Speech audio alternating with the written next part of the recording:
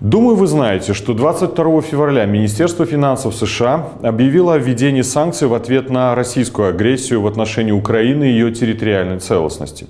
Среди организаций, попавших под санкции США, российская государственная корпорация Внешэкономбанк и все ее дочерние компании, включая банк Белвеб, четвертый по важности системообразующий банк в Беларуси. И прямо сейчас мы можем констатировать, что последствием этих санкций для банка Белвеб могут стать серьезные потрясения.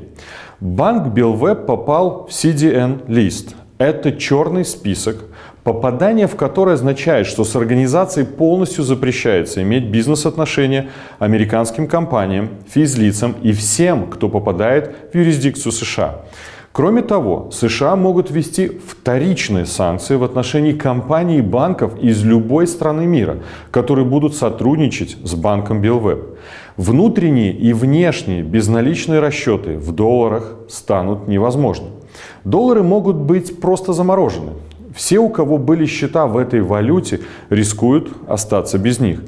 А в эти самые минуты Белвеб, скорее всего, пытается спасать евро, так как под угрозой вторичных санкций будут закрыты все корреспондентские счета в американских и европейских банках для банка Белвеб.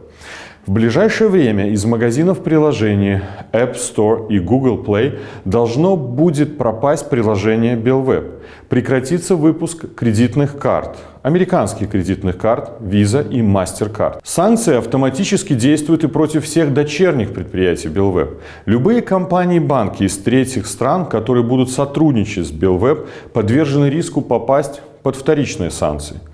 Отсрочка на завершение всех операций с данным банком всего месяц. Но это для бизнес-партнеров.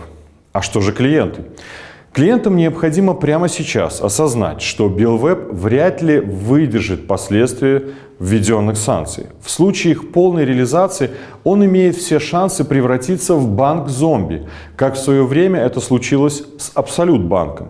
От банка, по сути, останется только вывеска. Поэтому каждому, кто держит в нем деньги, каждому, кто в нем обслуживается, лучше всего не медлить и обналичить свои счета, вывести вклады и прекратить с этим банком всяческие отношения.